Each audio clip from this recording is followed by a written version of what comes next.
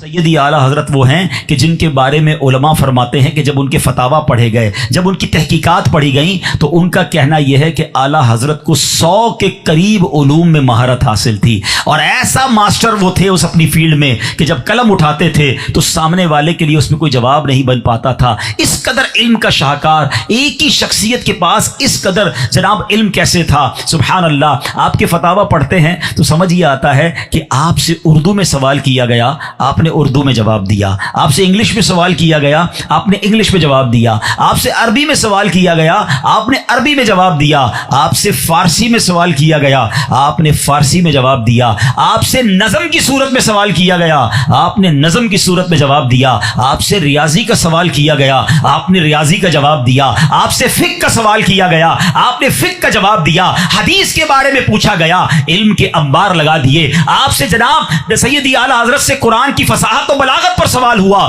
آپ نے اس کا جواب دیا۔ جس علم میں آپ سے سوال ہوا، علماء نے یہ ڈیٹیل کیسے بنائی کہ 100 علم معلوم تھے، وہ لسٹ بناتے گئے کہ جو پوچھا اس پر ایسا جواب دیا کہ جب اس پر غور کیا تو عقل حیران ہے کہ یہ کیسے جواب دیتے تھے، کتنا پیچھے علم موجود تھا۔ ریاضی کے بڑے بڑے پروفیسر جاتے تھے، پوری دنیا میں جا کر جواب نہیں ملتا تھا، در اعلیٰ حضرت پر جاتے تھے، اس مولوی صاحب کے پاس جاتے تھے جس نے کسی یونیورسٹی کا منہ نہیں دیکھا تھا، مگر جب وہ جواب دیتے تھے تو ان پروفیسرز کی جو جرمنی جانا چاہتے تھے مسئلے کے حل کے لیے، وہ حیران تھے کہ ان کو کیسے یہ جواب ملا۔ تو پتہ یہ چلا کہ جن پر نگاہ مصطفیٰ ہوتی ہے، جن پر سرکار کی عطا ہوتی ہے، ان کے دل علم کے سمندر بن جایا کرتے ہیں۔ تو اب ایک اور زبردست بات، بڑا خوبصورت اور لطیف نکتہ کہ جناب 100 علوم میں، 100 نالج میں، 100 ٹائپ آف نالج میں آپ سے کوسچن ہوئے، اپروکسیمیٹلی آپ نے ان تمام شعبوں میں شاہکار جواب دیے۔ تو اب اس لیے علماء کہتے ہیں کہ کم و بیش 100 علوم میں آپ کو دسترس حاصل تھی،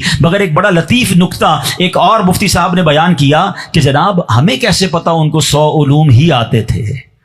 ہم نے تو 100 علوم پر پوچھا نا،